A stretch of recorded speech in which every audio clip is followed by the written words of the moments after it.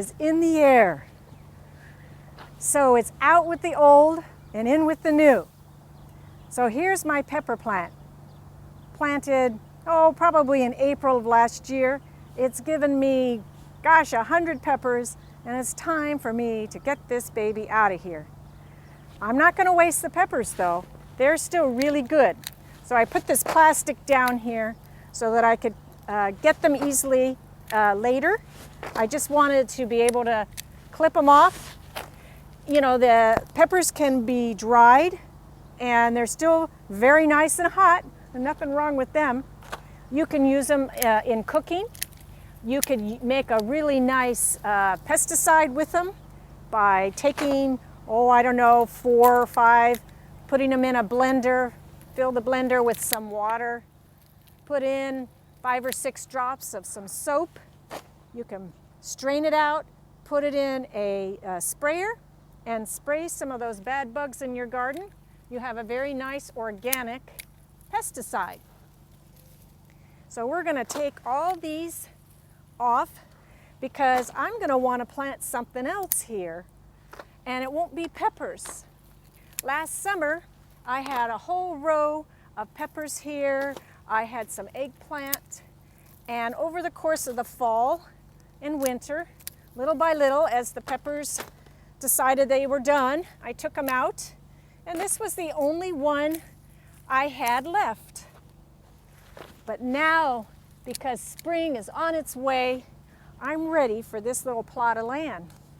So I'm going to take up my pepper holder, set it aside, take out the pepper. It doesn't really want to come, but sorry, pepper plant. I appreciate all the peppers you gave me all summer long, but we need to put something else here.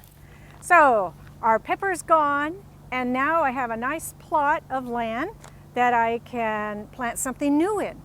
So what do we need to do? Well, over the course of the season last year, my peppers and my eggplants used up a lot of nutrients. So I'm going to want to take some horse manure or some compost or something and dig it into this soil real well, rake it out, and prepare it for the new season. So you're going to probably want to let it rest. After you put your manure on it and dig it all in and rake it out, you're going to want to let it rest, say a week or so, while some of that manure or compost releases some of the good nutrients into the soil and gets it ready for you to plant something else. So what should we plant in our part of the garden here? We don't want to plant any member of the family that was planted from there before. So it turns out that peppers and eggplants and tomatoes, they're all part of the same family, and potatoes and tomatillos.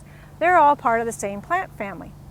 So you don't want to plant the same kind of plant from that family here, because there may be some insects here that like that plant family, or there might be diseases here that are still in the soil.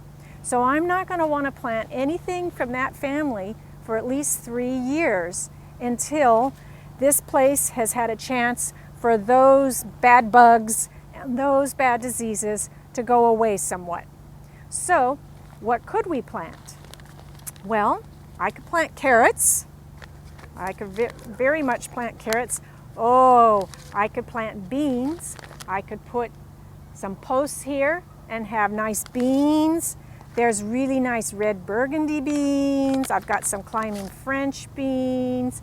I've got some blue lake beans. That would be really nice to have a whole bunch of nice beans here. Or if I didn't want to plant beans here, I could plant something from the member of the squash family. And there's all kinds of different squash. You know, there's like zucchini and there's crookneck squash. And I've got some Turk's turban squash I could put here. What about a buttercup?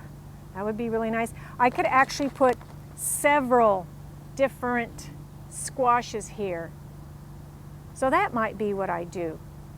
But in any case, when I plant them, next year I'm not going to plant anything from the squash family or the tomato family in this section for another little while. I'll have to put something else, but we'll worry about that next year. So you know how it goes. Every spring we've had all these winter rains, down they come, and it's really good, but one of the not so good things is weeds. Yes, we get them everywhere. And when you're starting your garden in the spring, it's really important to make sure you get rid of all the weeds that were there, because you don't want them competing with your vegetables.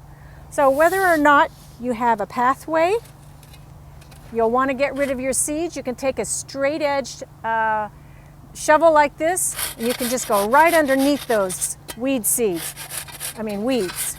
This is a great way to do them when they're very young.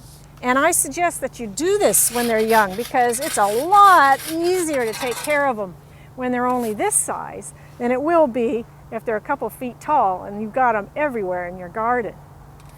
So let's go over here and look at the garden in between the plants, because pretty much no matter what, there's going to be weeds hiding in your plants. So I got some beautiful kale here, and I'm looking around, and yep, there it is. Now, my soil is nice and moist, so I can actually pull this out pretty well.